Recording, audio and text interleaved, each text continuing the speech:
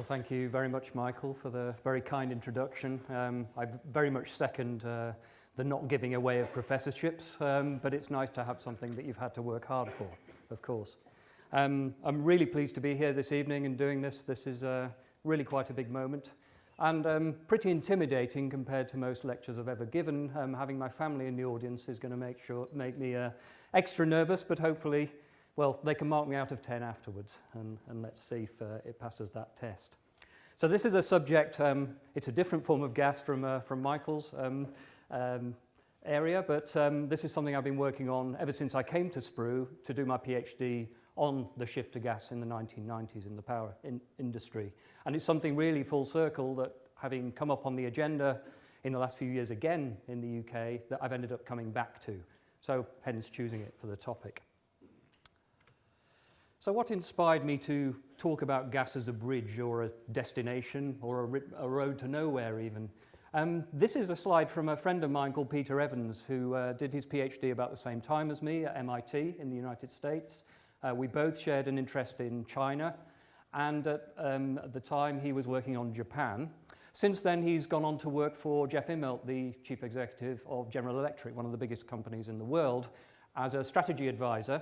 And I invited him back to SPRU a few years ago, and he came along and started telling us that actually, never mind all this renewables and green stuff and the fact that energy might end up coal-dominated, actually gas was the fuel of the future.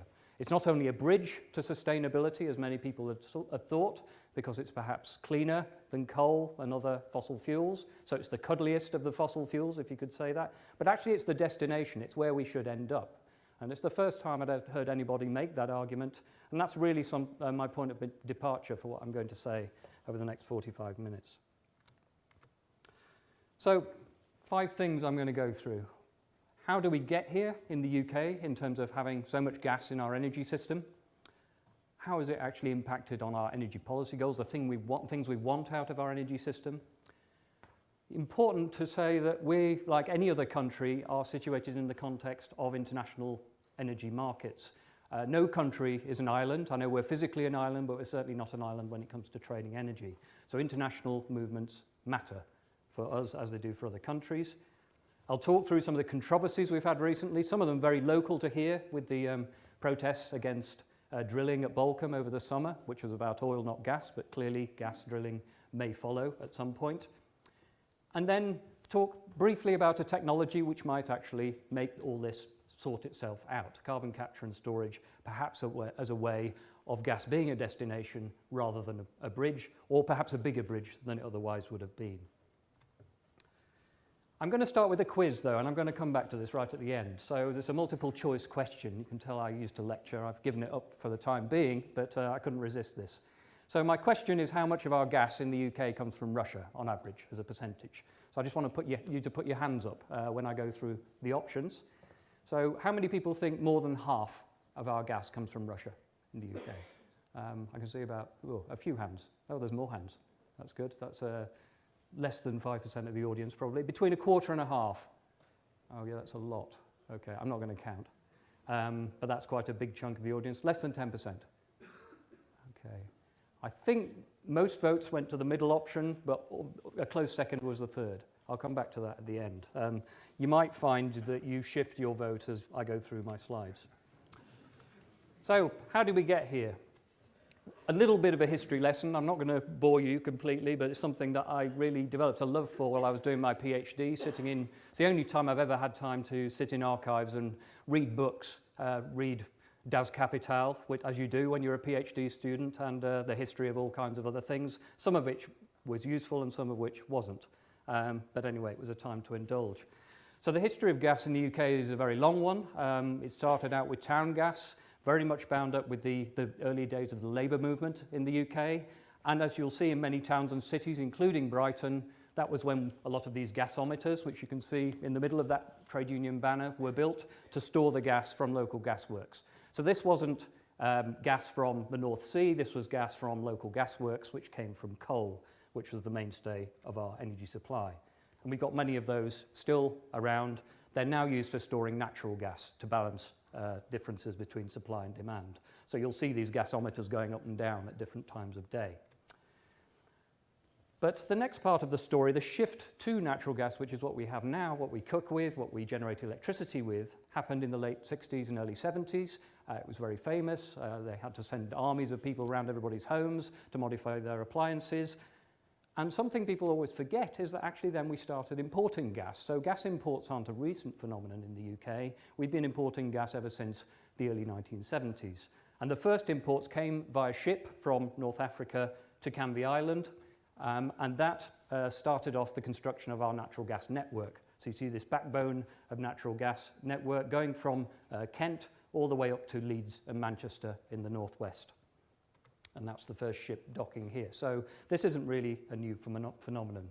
Ever since then, of course, we developed the North Sea, and that's where the importance of gas in our energy system came from. So just to give a couple of snapshots, this is what our energy mix looked like in 1970, the year I was born. Coal very much an oil dominating, oil mainly in transport but also in the power sector, coal very important across the economy, and small bits of nuclear, hydro and gas. If you fast forward to 2012, last year, a real shift, and one of the bigger shifts are away from coal and towards gas with some growth in nuclear and other sources. So there's a big shift over that period of time, over those 40 years. And what do we use the gas for? When we're debating gas and when it's on the media and so on, it's tempting to assume that it's all going into power stations because it's what people spend a lot of time talking about. But actually, if you look at the breakdown, power stations at the moment are only a quarter of the gas we use, and most of it is used in industry, which is the darker blue segment, and in our homes for heating and for cooking and other uses, and that's another third. So gas is used across the economy. So if we're going to move away from gas or think about how to use it more wisely, we have to think about energy uses across the piece, not just about the way we generate electricity. Now, what I did my PhD on when I came here originally in the early 1990s was so-called Dash for Gas, the shift to gas and away from coal in the UK power industry. And the speed and the scale of that took everybody by surprise at that time. So my exam question really was, why did that happen? And why didn't other technologies compete with gas technology in the power sector? Just to illustrate that, you might recognise, some of you who are local and have been here quite a while might recognise this picture. This is the old Brighton A power station, which used to be down at Shoreham, sometimes called Shoreham A. Looks a bit like half of a Battersea power station if you go past that on your way into London, and it was built at around the same time. Now, along with many old coal-fired power stations like this, they were dismantled through the 1980s and 1970s. That one was blown up spectacularly with an audience, and it was replaced by a gas-fired power station on the same site. So you'll find this all over the country. That happened throughout the 80s and the 1990s. So the new one looks a bit like the old one. It's a bit smaller. It generates just as much power, but it's powered by gas rather than coal. So that shift has happened all over. So what is the technology that made this happen? And this is really what I did my PhD research on. It's a technology called the gas turbine. If any of you have flown, and most of you probably have, you've flown on a jet aircraft, and it has gas turbines attached to its wings. So it's the technology that's allowed jet travel ever since the 1950s. So on the left-hand side, that's Sir Frank Whittle, one of the inventors of the jet engine. It was invented simultaneously in Germany and the UK. He invented it during the Second World War, and that was progressively improved and adapted so that it could be used for large-scale power generation from the sort of 1990s onwards. Some countries a little bit earlier than that. You can just about see the scale of that machine. Behind it, there's a little porter cabin, so you can see roughly how big these machines are. So one of those will go into a power station like Shoreham and will generate perhaps 400, 500 megawatts of electricity. So that's a big chunk of electricity, serve a town like Brighton and probably more than that. So there's a big wave of technical change happened and then was applied to our power industry. And one of the real drivers as to why that technology was seen as exciting compared to other technologies, particularly coal, was that it was more efficient. So you could spend the same amount of money on fuel, you could get more electricity out, and it was cleaner as well, lower visual impact, and so on. So the efficiency of that technology was rising all the way through the 1960s, 70s, 80s, 90s, and so on. So it's really a story of technical change, and that's not really surprising for a PhD coming out of somewhere like SPRU, emphasizing the role of technology in those broader social changes that we've seen. And you can see that in this diagram here. So don't get too much into the numbers, but this shows the mix of electricity generation from 1970 till 2010, so a 40-year period in the UK. And the big wedge of blue you can see on the graph is the dash for gas and how that's fed through, mainly at the expense of coal. And of course, the story of coal's decline is not just one of closing power stations, it's a story of the decline of a whole industry, the mining industry, which at one point used to employ, I think, about 1 million people in the early 20th century, including members of my distant family. So, you know, it had a very big impact both on the social fabric of the nation and on our energy supplies, did this shift. I don't know whether I should apologise. I mean, some of you might be fans of this particular former Prime Minister, but some of you may not. But actually, the reforms she put in place through the 1980s in her governments had a very big contextual impact on this shift to gas. So the reforms weren't necessarily about energy. They were about this belief that actually the state in the UK and in other countries had got too big, that the unions were too powerful, and that really drove a lot of her agenda through the 1980s. And that meant for the energy industry, for the telecoms industry and many others, that they were sold off, privatised, and competition was introduced into those industries. So they were broken up. And now we've ended up, as has been in the news just about constantly in the last few weeks, with a whole set of competing groups of companies selling us electricity and selling us gas. Now that had a big impact on what kinds of technologies they wanted to build. It was low cost, was the gas turbine, available at the right time. Gas at the time was cheap, it isn't anymore, and it had low environmental impacts. So if they wanted to build something new, it made sense to go for gas and to get the edge over their competitors. So actually the Thatcherite reforms to the economy as a whole had a very big impact on the energy sector as it had on many other sectors. So what's this growing gas demand meant for all of our energy policy goals? Broadly speaking, most energy policies try to do three things. One is to reduce environmental impacts, and of course over the last 10 years or so that's been really synonymous with climate change and reducing emissions that cause climate change. The second is to try and secure energy supplies, actually keep the lights on, keep petrol for people's vehicles, heating fuel for people's homes.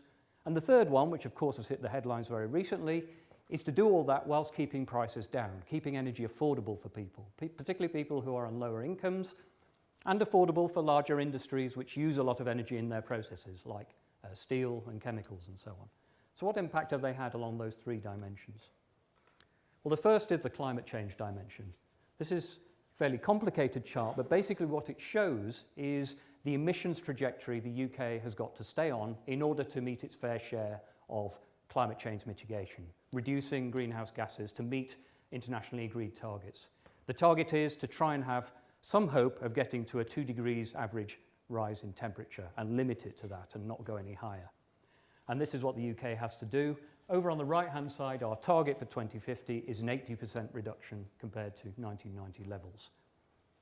That means shifts in energy all over the economy, but particularly in the power generation sector, which is in the blue bars at the bottom of this graph.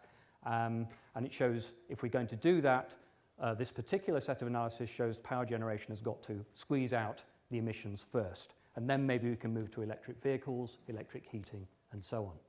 But of course, we've got to keep the lights on and bills down at the same time. And that's the big challenge. So far, we're doing okay in the UK. The impact on our carbon emissions, if you look at the latest data from 2011, I think, we're down 23%. So we're well on the way to our interim targets. The government's advisors have congratulated the government, but said, don't take your foot off the pedal, because actually some of the reasons we've had recent falls is the recession and the financial crisis, which have meant industry and people in homes are using less energy.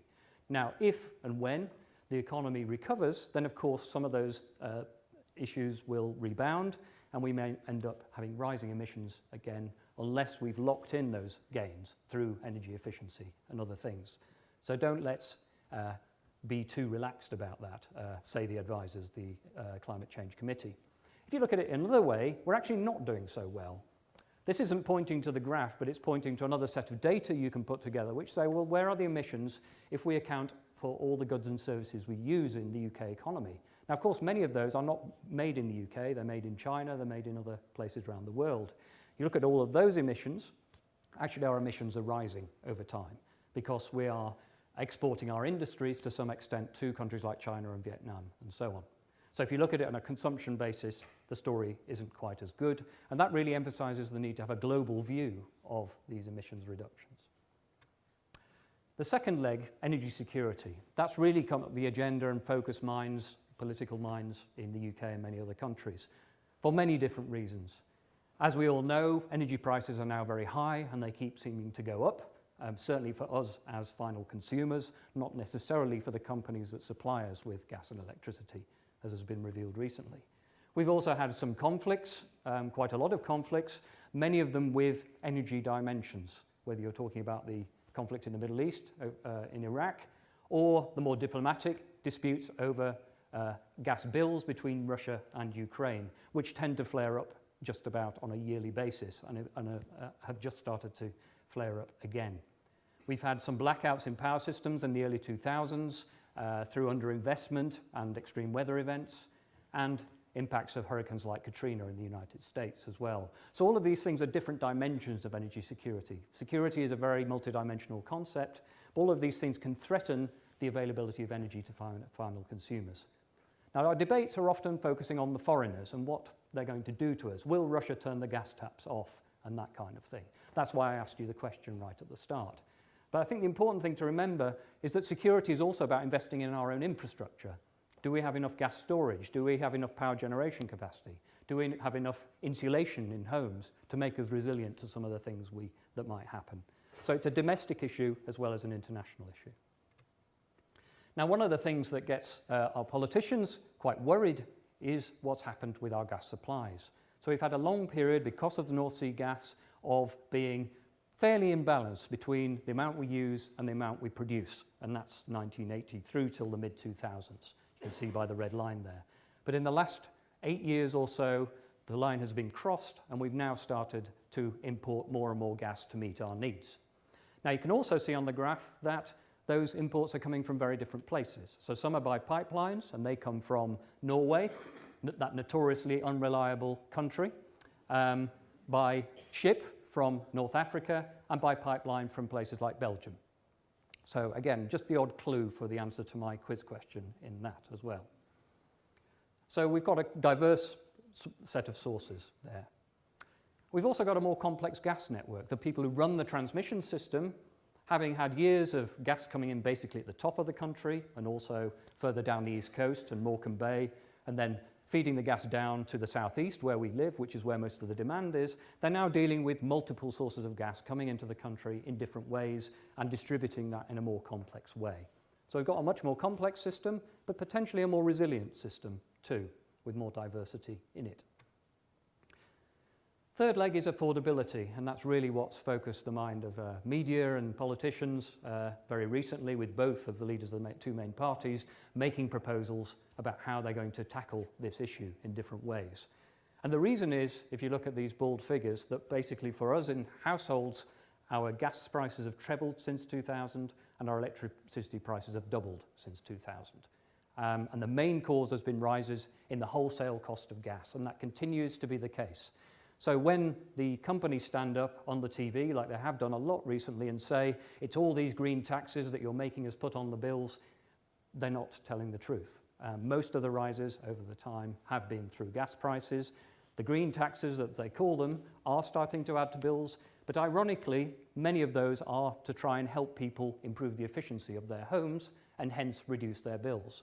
So what gets lost for me in that turbulence of the media debate is the fact that some of those green taxes are actually designed to help people to have lower bills in the medium to long term. But that's clearly been a big, big pressure on policy. I'll say, just checking the time, I'll say a few words about international gas markets and then I'll bring it back to the UK and controversies. Because I think it's important, as I've already implied, I think, that the international context really matters for what happens in the UK, and we're not isolated from that. So, one fundamental question people worry about is, well, how much fossil fuel have we actually got?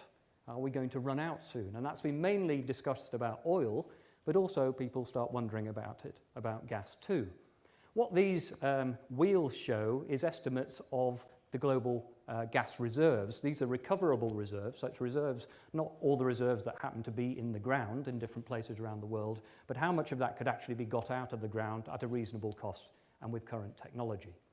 Now you can see over time the estimate of that has gone up a lot. So the smaller wheel is 1992, the middle one 2002, and the end one 2012. And so we've grown our reserves as companies have gone out and discovered more. And actually, as many people have pointed out, for many fossil fuels, we've actually got too much. And the important challenge is to leave some of it in the ground unless we find technology that can actually deal with the consequences in terms of carbon dioxide emissions. Now, if we add to that shale gas, which has hit the headlines very recently because of the US shale gas revolution, which I'll talk about a bit more in a moment, then that could add another 200 trillion cubic meters. I've no idea what that means in terms of football fields or anything, but it's a huge number. But it basically doubles what is in that right-hand wheel there. But the important thing to note is that 200 is very speculative. There's only a lot of experience in the United States. There isn't a lot of experience of fracking and drilling in any other country around the world. And it's only technically recoverable. It doesn't say anything about whether it's economic to recover from the ground. So the 200 and the 187 are not comparable numbers. So we haven't just doubled our reserves. This graph really is not to be dissected in detail, but really just to show you that gas is traded all over the world between countries. So by pipelines, which are the red lines, and by ships, which are in blue. So 32%, as it says at the top, in 2011 of gas around the world was traded across international borders. And of that, about a third was liquefied natural gas. That's the ships that bring in gas to the UK. And what that means is, because those transportation techniques are quite expensive, that actually we've ended up with a very regionalised picture in terms of gas markets. There isn't a global gas price like there is for oil. So for oil, there is a price which is broadly similar throughout the world. For gas, there are very different prices in different parts of the world. And that's because of this, the trade isn't as well developed, but also it's quite expensive to move gas around from one place to another. So we end up with a set of pipeline-based markets, North America, and in Europe into Russia and Central Asia, and a set of LNG markets in the Atlantic and the Pacific. And so the trading in those, although there are linkages between them, they tend to be relatively separate from each other. And that's really illustrated by this graph here. This is the thing that's really got some of our politicians excited, but I think it's worth explaining it in a little bit more detail. So this shows basically gas prices in 4 different places in the world over time from 1995 until 2012. As you can see, they were broadly stuck together until 2008, and then they diverged. And that's the direct impact of the US's move into shale gas, where about a third of their gas now comes from shale, from fracking, which is the technology that's now proposed to be used here in the UK. So not surprisingly, the bottom line, the red one, is the United States gas price. That has fallen dramatically, and the UK price, which is the next one up, the green one, is now about 3 times as much as the United States price. But in order to transport that gas across the Atlantic, you would add considerably to the United States price. The Germans come worse off. They're the yellow bar. So despite all the worry about our gas prices, we indeed do have some of the cheapest gas prices in Europe still, compared to our European neighbours. And then all the way at the top is Japan, which depends on imported energy for just about all of its energy needs, and it all comes in via those liquefied natural gas ships. So it's particularly expensive there. So we've seen this real divergence in prices. But it's not easy to see the conditions under which they'd start coming together again. And so certainly speculation we could have US prices is a bit premature at the moment. Now, what's driven the US? I'm going to do a bit of a detour into the US and then come back to the UK. So I think it's quite important because the US has had a very important impact on us and the rest of the world recently. So the last 5 or 6 years, the US has developed shale, it's pushed prices down, it's started to attract big industry back to the US. It's really had a big effect on the US economy, and it's started to fulfill a long-held dream of successive US presidents, which is energy independence. I spent a really fascinating half hour this morning. Hopefully you'll share my fascination here. This is a screenshot, a grainy one, of Richard Nixon speaking in November 1973 after the first oil shock, which was due to tensions between the Arab nations and Israel, and led to an embargo on exports to the United States. Now, the video is still on the internet. The internet's wonderful, and you can find it. You can see him give the whole speech. Absolutely fascinating. But one thing he said was invoking Apollo, the Moonshot project, the Manhattan Project, which had a big influence towards the end of the Second World War, and to say, well, we need an energy version of that in order to make ourselves independent from these foreigners who've given us this embargo. And he said that very clearly. Fast forward about 40 years, and we have Barack Obama, the current president. Successive presidents since Nixon have tried to put this into practice. They've all failed. But Obama has started to preside over a shift which looks like it's starting to go in the right direction if energy independence is your goal. By the way, you can find pictures of Barack Obama standing in front of just about any infrastructure you like. So I had a choice of an oil derrick, a wind turbine, and I chose this nice solar panel field. But if you put Barack Obama energy into Google Images, you find him in front of just about anything. It's fantastic. So this is I've chosen this image carefully. But as he said early this year, after a long time of talking about it, we're actually starting to do it. We're producing more oil, we're importing less oil, and we're producing more natural gas from the shale revolution. So fracking has increased both oil and gas production in the United States. And you can see from this graph, this is basically the amount of energy the United States imports. It's vast. It has United States units down the side because this is from the United States Department of Energy, which I always have trouble translating into more metric units, but you can see how those imports have risen over time, particularly from the 1980s. So we did see some effects of what Nixon did and what President Carter did after him in terms of turning the tide, but then it rebounded. And now we're seeing imports falling again in the last few years. And again, that's the shale revolution doing that for the United States. And just to wind this forward a bit before I get back to the UK, these are some projections. You can find lots of projections about what is going to happen in the future of energy. Most of them, of course, will be wrong, but they're useful to kind of understand what different organizations think. So these are from BP, the oil company, and it's important to think that these are from an oil company when reading them. But you can see in the North America bars, which go on to 2030, that the amount of shale, which is in orange, they think is going to continue to grow to be perhaps half of the gas America uses. And the little red bits falling off the bottom there at the American graph are exports of gas from America to other countries. So we may see America starting to export gas to other countries. The EU is rather different. Lots of imports in the EU, some domestic production in Norway, I think Norway's counted, and the United Kingdom. A little bit of shale in orange there. So they're not that enthusiastic about shale in Europe, and they're only moderately enthusiastic about shale in China, which is really the next big thing that is being discussed. So shale may come through in China as China uses more gas. So that's just one view of the world, and I don't particularly put it forward as a particularly good prediction, but it shows how gas might start feeding through. Now, finally, on the global picture, I'm just going to advertise a bit of work from the centre I now run, the UK Energy Research Centre. We've been, since the shale has come onto the agenda, we've been rapidly trying to adjust to that and do some work about shale. Now, there are several ways you can look at this problem. One is to start getting into the estimates of resources. How much shale gas might there be out there? So colleagues have done a review for the European Commission of different estimates and basically concluded there's massive uncertainty in those estimates. The degree of uncertainty is very, very wide, and lots of putting fingers in air to find numbers for countries where basically there's been no test drilling, and actually using the US experience, sometimes rather inappropriately, to predict how much shale there is in places like the UK, where geology is different. But another thing we've started to do, and this is with a team led by Paul Eakins, who's going to speak right at the end of the lecture, is to say, well, okay, if we take climate change seriously, how big can this gas bridge be? You know, how much gas can we use that's compatible with our climate targets? So here are 3 scenarios from this early work that's starting to be done. The red one is if we don't have any policies at all to reduce our emissions. The yellow one is if we go to a 3-degree C world, and the green one, a 2-degree C world. I mean, what really hits me about these is that there's a huge amount of gas, and a huge amount more than we're using now in the global picture that's compatible with climate change mitigation. It doesn't just replace coal, it replaces other things too. But the reason that's so big is this technology I'm going to talk about right at the end, carbon capture and storage.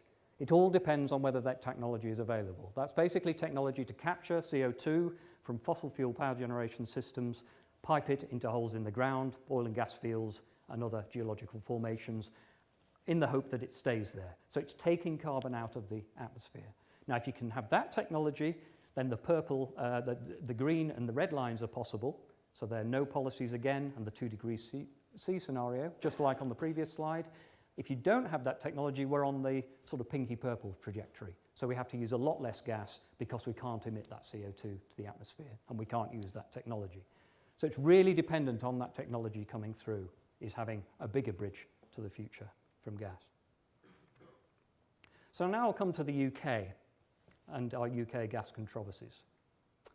What's the future look like for the UK? Well, as I've said, the UK uses a lot of gas in its energy system, and the main message you get from most of the projection is that isn't going to go away anytime soon. Gas is going to continue to be important across our economy, even if we're still carry on this trajectory to meet our climate change goals. So this is a scenario from National Grid, who operate our transmission grid, all the pylons and the pipelines all over the country, and they do this outlook every year out to about 2030. And as you can see, they're forecasting falling demand for gas. They're forecasting that less and less of it's going to come from the blue bars, which is our own gas, and more from imports. And there's a tiny bit, I think, of what's called onshore gas in there, in the strange green colour, which is the second one. And that is potentially UK shale gas coming in. So they are predicting it's going to be very small in the picture, despite all the excitement about it. And you can see with the line the import dependency rising over time. But the main message here as well is gas demand is going to fall. And it's not just by shifting to other things, it's actually by putting in place efficiency measures in homes, in businesses and so on. So a lot depends on that. But of course, this has become a very political argument. It's not just about numbers and data and who's right and what projection is correct. Actually, within our coalition government we're at the moment, as an analyst of policy, for an analyst of policy like me, it's absolutely fascinating on one level. On another level, it's extremely frustrating. But they're trying to run basically two energy policies at the same time. I guess that's one of the benefits of coalition government, is that you get these speeches which are trying to sort of show that they are the same, but it's very obvious that they're moving in completely different directions. And my illustration is from just over a year ago, October 2012. So here's Ed Davey, who's our Secretary of State for Energy and Climate Change. He's a Liberal Democrat. He's very committed to the green agenda, the climate targets, the renewable energy targets, and so on. He's defending himself against the green NGOs who said, why are you advocating building all this gas-fired capacity? Why do we need any more gas? Surely we should just go to renewables.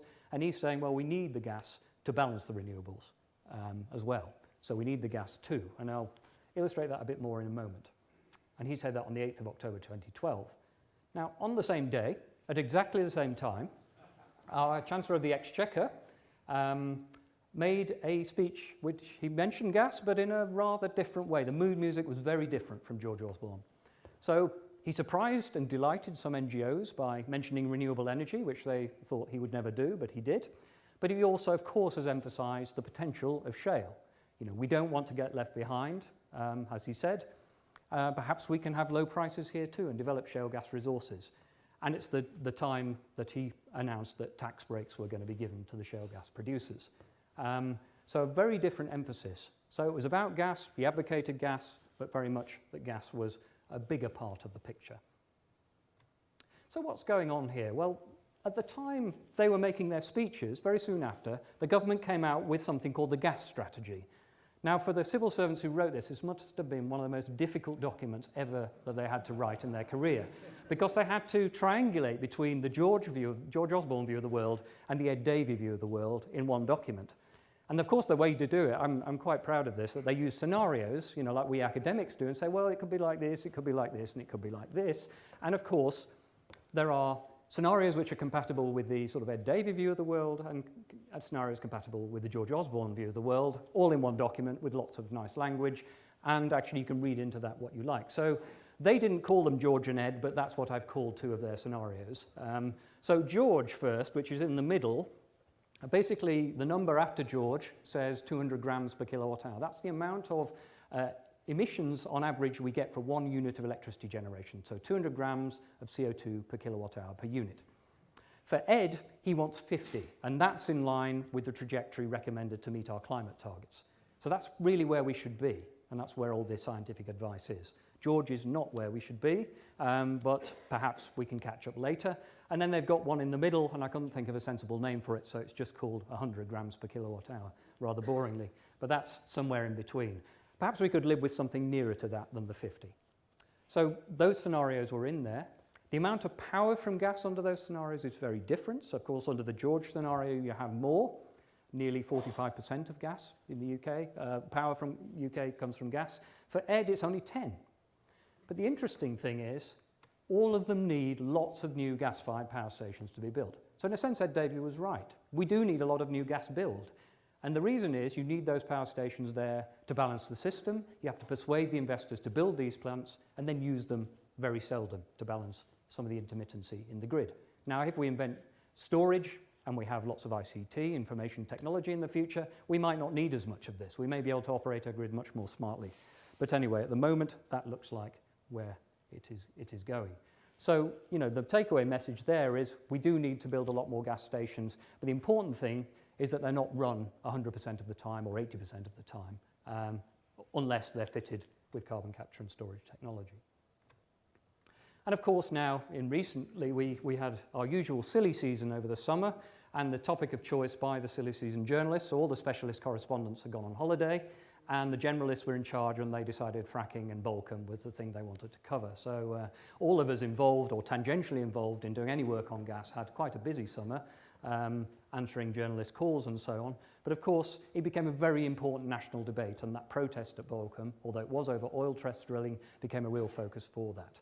And David Cameron, the Prime Minister, offered his own view, again, that at least potentially this revolution could make our country competitive and so on. I mean, my own view is that we should wait and see.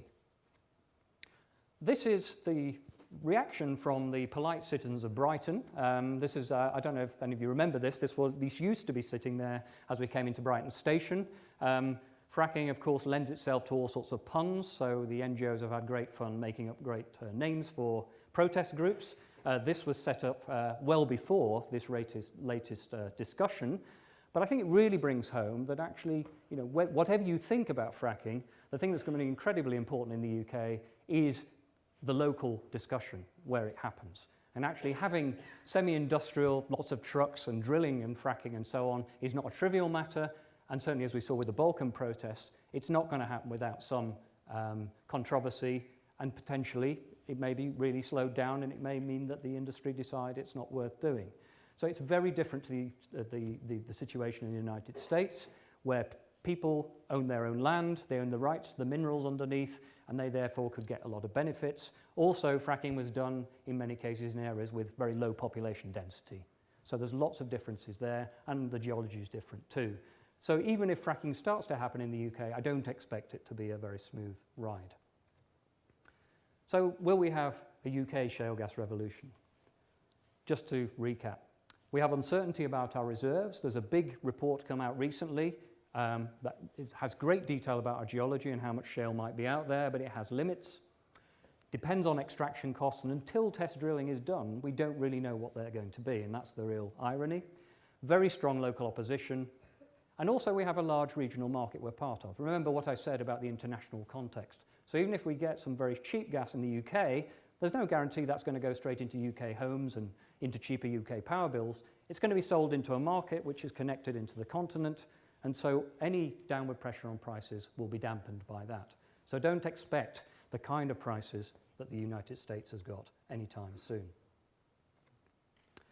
So the final part of the puzzle, carbon capture and storage. Is this the get out of jail free card for gas? Is this the way that this bridge can be made bigger or even turned into something where gas is a destination? Well, for those of you who don't know, I thought I'd put in a diagram to show you what carbon capture and storage is. This is a sort of computer-generated impression of a plant that was planned in North Scotland. So basically, you have a natural gas coming in at the top right-hand side from the North Sea. It comes in, some of it goes off into the gas grid, the yellow pipeline. Some of it then gets fed through into a power station, which is in the middle there. But before it's done, all the CO2 is separated from the gas. So the gas is methane, it has carbon and hydrogen in it, that's split off. So hydrogen is burned and the carbon is carbon dioxide put into a partially depleted oil field, in this case, the Miller field in the North Sea. That allows them to produce more oil, which is somewhat ironic, but that's one of the ways in which you make this technology more commercially attractive. And then the oil is sold on to consumers. So there's a whole system of different capabilities and equipment needed to build these plants. But that's how one of them could work. There have been tests done in many areas around the world. And the real challenge now is to build the full-scale plants that would allow this to be done at full-scale power stations and industrial facilities. And the problem with it is that the technology is still in development. The bigger plants that are demonstrating it are still being built and demonstrated. So it's going to be some time until we know whether it's going to work and whether it's going to work cost effectively.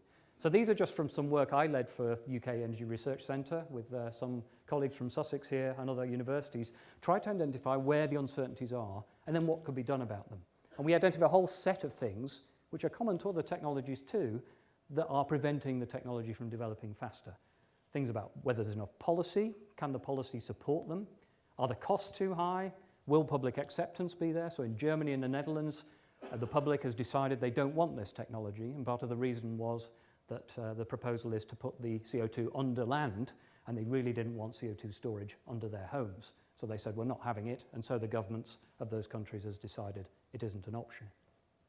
But also there are all sorts of technical uncertainties. Can it be scaled up and made bigger from the tests we've got? And who's going to look after the legal liabilities? That CO2 has got to stay down there for a long, long time. Is it the companies? Is it the taxpayer? Probably. But who is going to end up holding responsibility for that? And who's going to pay? So lots of things to resolve. Now, some countries are moving ahead and managing to do that. So this is a facility that's being built in Canada, in Saskatchewan. The carbon capture facility on the right-hand side and an existing coal plant on the left-hand side. It's a medium-sized one, so it's not huge, but it's certainly a step up.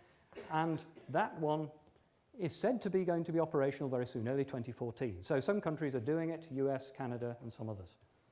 Where are we in the UK? Well, unfortunately, that particular plant was cancelled before government got itself together to put money on the table to help the developers, because there's no way the private sector is going to invest in this on their own. Any country that is doing this with a lot of government help and taxpayer help. Then we had another attempt at Longannet in Scotland, an existing plant, and it was proposed that that would be fitted with this technology.